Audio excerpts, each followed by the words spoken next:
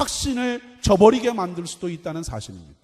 빌라도가 가장 불행한 선택을 했던 원인이 뭐냐?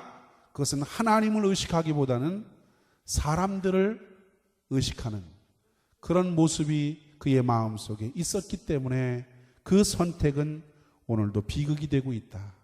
오늘도 믿는 사람이나 믿지 않는 사람 속에서도 이 빌라도의 비극적인 선택은 계속되고 있다라는 것입니다. 교회 안에서도 헌신하다가 충성하다가 그 충성의 모습이 하나님의 시선을 생각하기보다는 사람들의 시선 때문에 그 모습은 오늘도 동일하게 비극적으로 일어나고 있다는 것입니다. 두 번째로 생각해 볼 것이 뭐냐면 바라바를 둘러싸고 있는 또 다른 선택 가운데 하나가 뭐냐면 군중들의 선택입니다. 군중들의 선택이에요.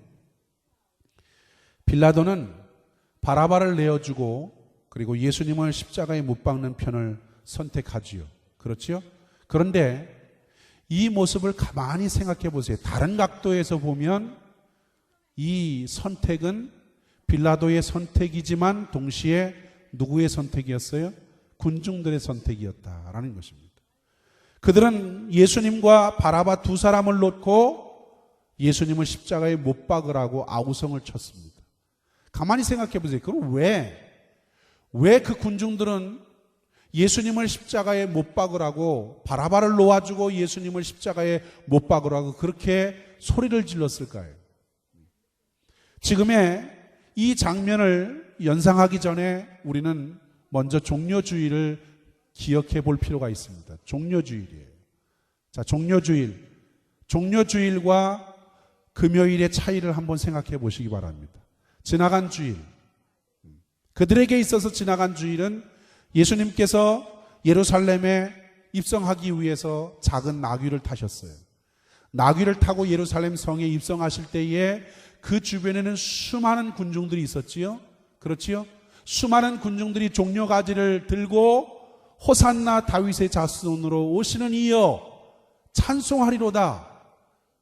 그렇게 열렬히 환영했던 군중들의 모습을 우리는 기억할 수가 있습니다.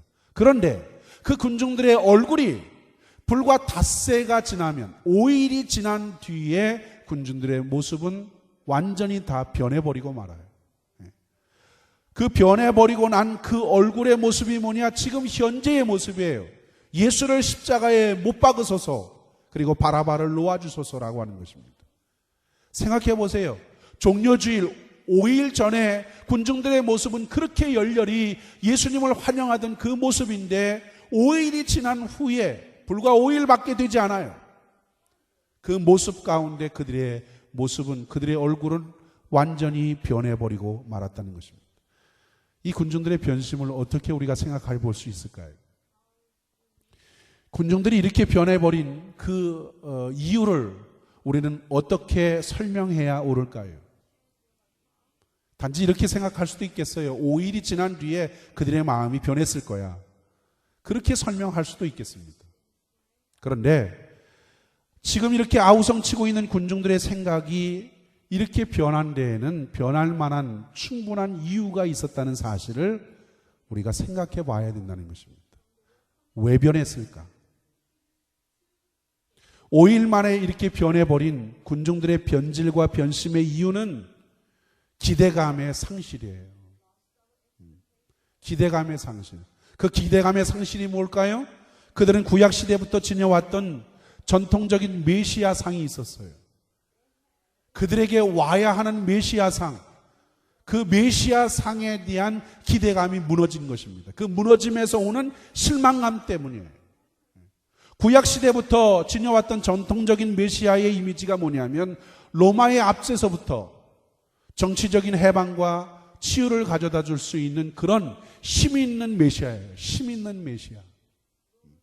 그런 이미지의 왕을 기대해 왔어요.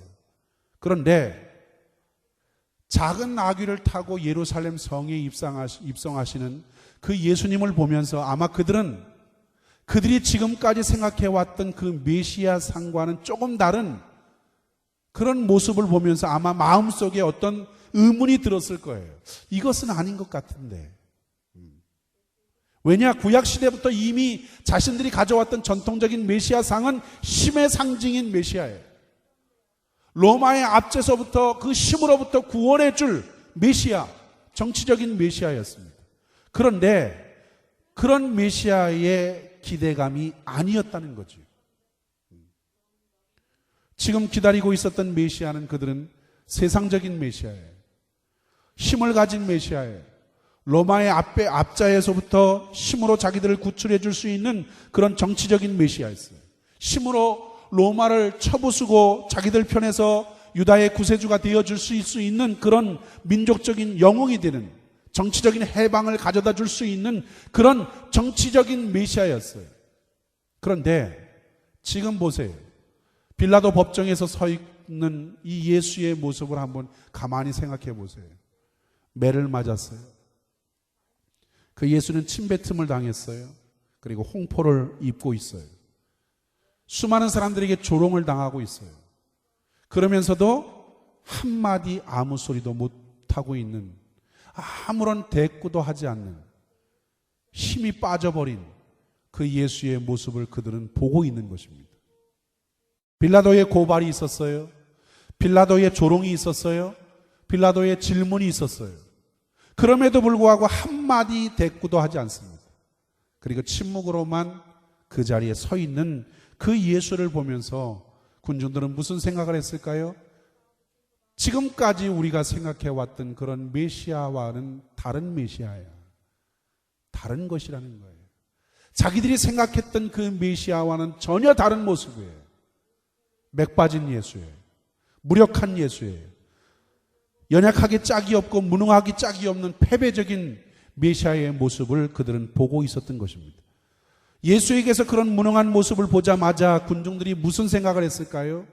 아마 이런 생각을 했을 것입니다.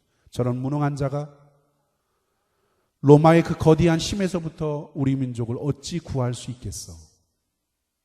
우리가 그동안 꿈꿔왔던 것, 꿈을 깨자.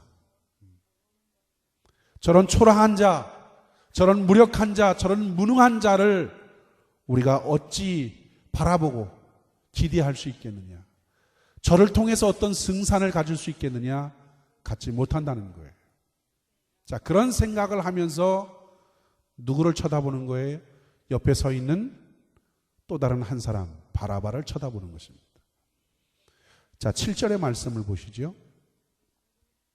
7절의 말씀을 읽겠습니다. 그런 생각을 가지고 바라바를 쳐다봤어요. 7절 읽겠습니다. 시작.